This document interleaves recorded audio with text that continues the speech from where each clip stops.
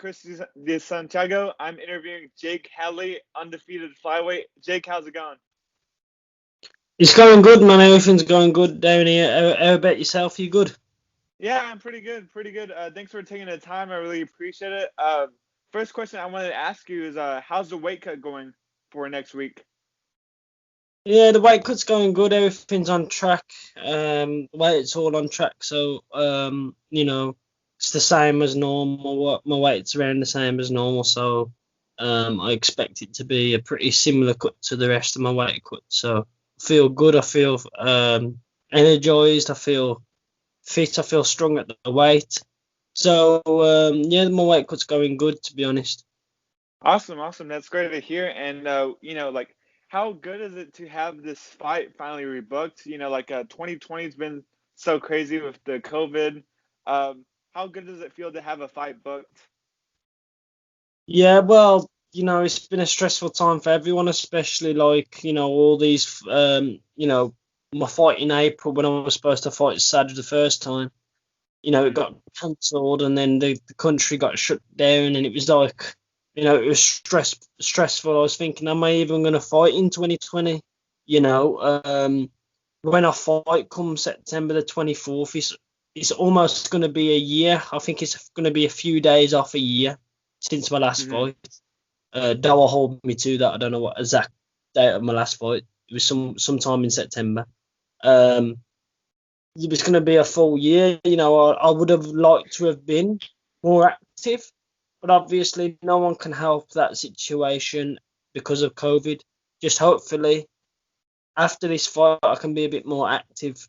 Obviously depending on what the COVID situation's like and if Cage Warriors are going to put on shows, if UFC are going to have me, what this and that.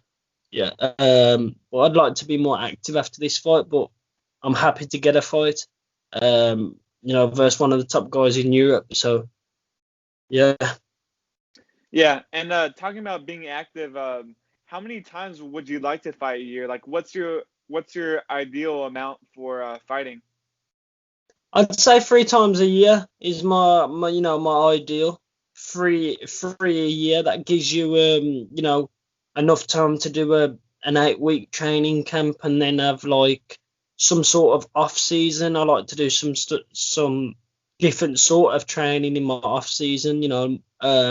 More skill development rather than focusing on a specific opponent and this and that. So that gives you enough time to do a camp and enough time to have some time out of camp to develop. I develop my game in camp as well, but that out of season, out of camp training, I also enjoy that as well. So it's like three fights a year is perfect. If I can get more, I'd get more.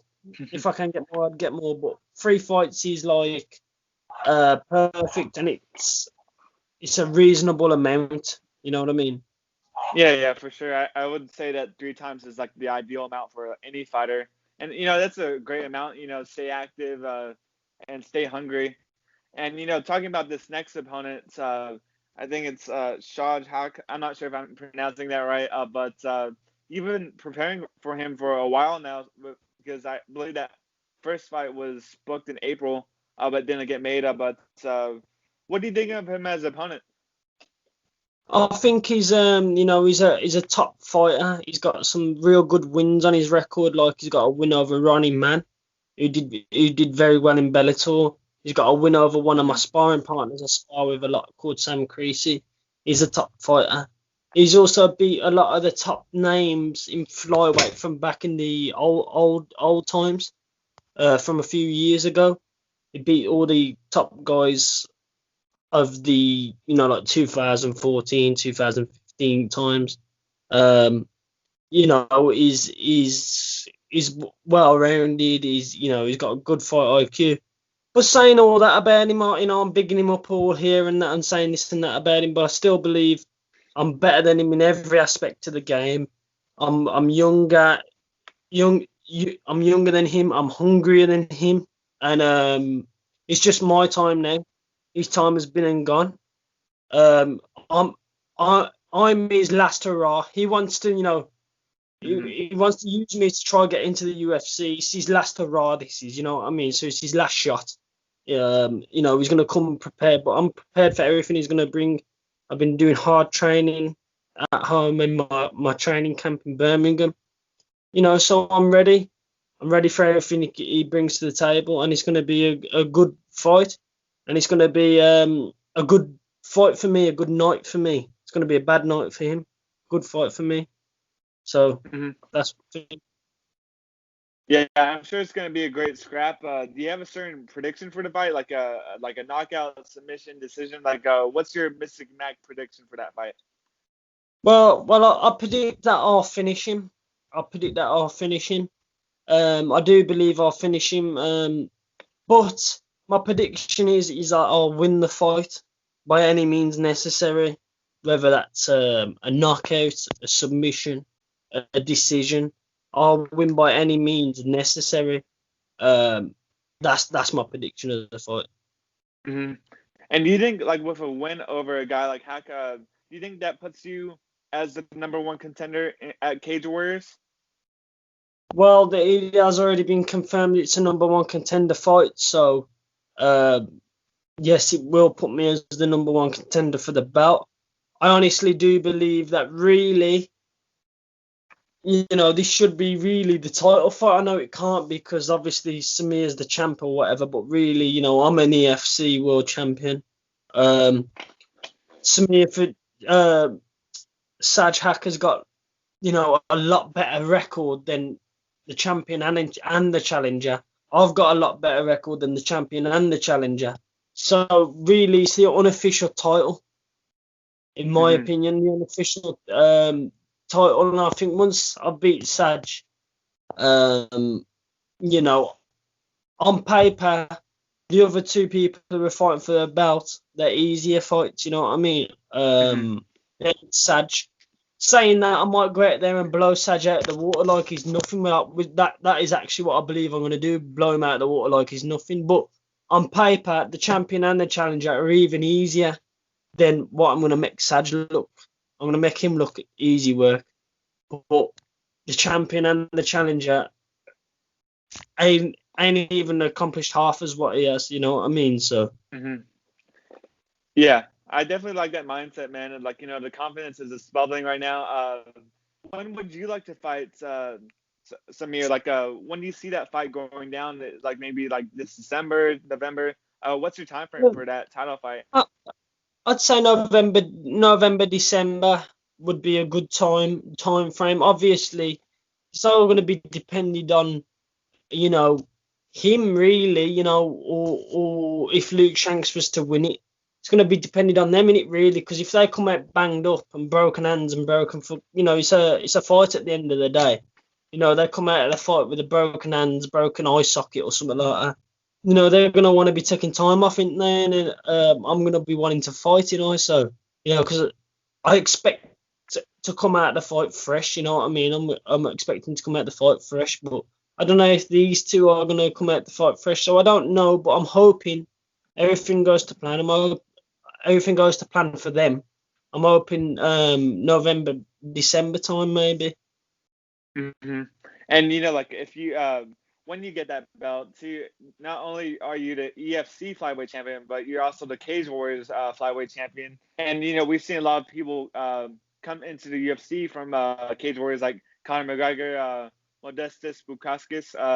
Do you think getting the Cage Warriors belt like secures your shot in the UFC?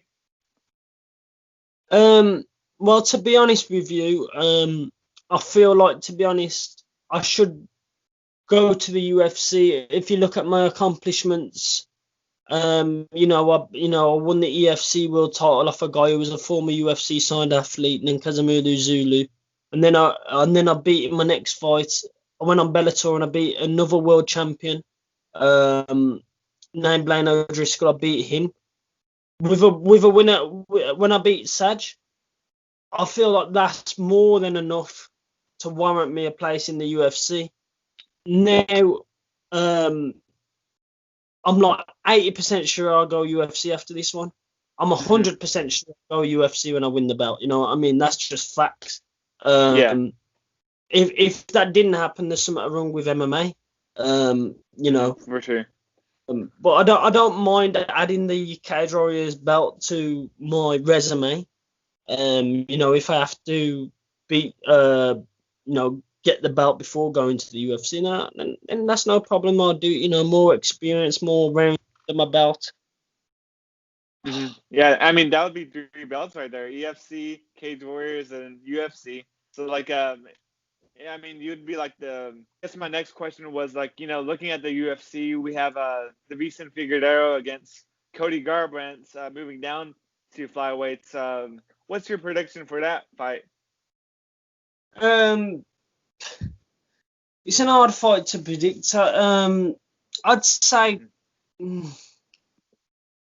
I'd say Cody, just based on the fact that when I watch Figueiredo, I don't really rate him too much. I just think he's like a he's like a big, powerful swinger with some okay jiu-jitsu,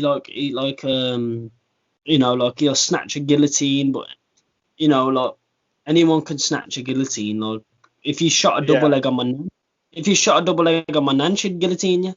Um, but like, yeah, I'd say Cody. He's more the, you know, technically better. Just is his chin gonna be okay at flyweight? You know, having to drop more weight, and he's got a weak chin as it is. But he's, you know, he's quick. So I don't know. I'd say Cody. hmm Yeah, I would. Yeah, I'm a big Cody fan because I met him a couple of years ago, so I'm kind of biased, but I want to lean towards Cody. And I guess going like to your past, like I believe in the earlier this year you signed with Paradigm Sports Management. How's your relationship been with the guys over at Paradigm? Yeah, well, obviously I made a big career move. I went to Paradigm. You know, they're known as the, you know, one of the top, if not the top management companies in the MMA business.